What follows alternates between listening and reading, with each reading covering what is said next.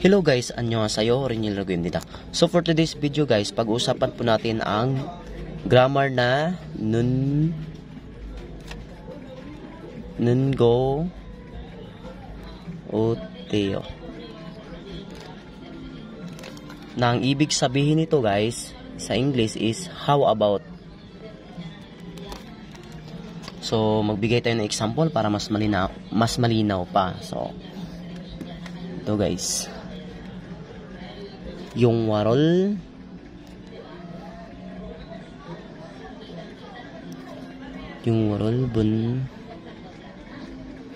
bunhoe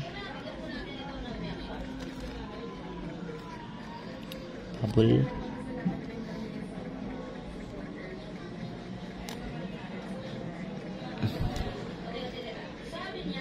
mong go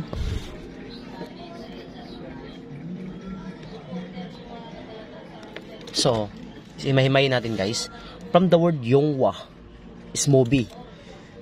Rule is particles guys, subject particles na may action na nangyayari. Then itong bo is ano siya? Is Buddha.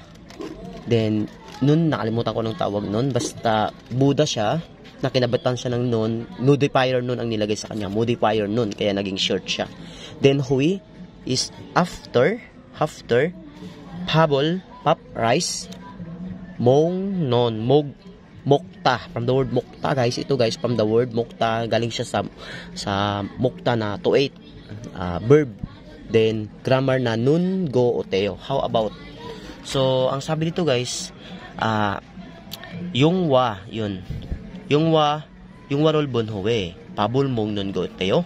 So, after daw nila manood ng sine, what about daw rice?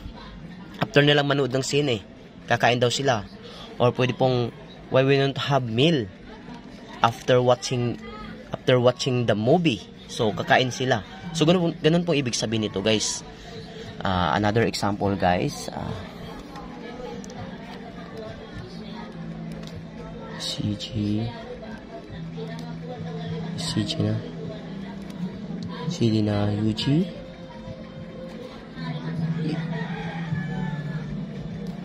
Yujirol.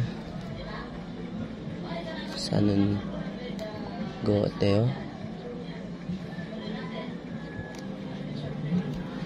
So, ito guys, from the word sada, itong sa, kinakabit dito sa grammar na nun go oteo, is to buy. Sada, to buy. Sana lang siya kasi tinanggal yung da. Then, ano bang CG guys? CG is a detergent. Na dito, ang ibig sabihin ng na dito is pwede siyang or. Detergent or ano tong Yujirol tissue. Sanon go oteo. How about daw kung bibili sila ng tissue or detergent. So, ganun po siya kadali guys. Napaka-basic lang po ng grammar na ito. So, kailangan lang talaga natin i-master. Kamsahamnida.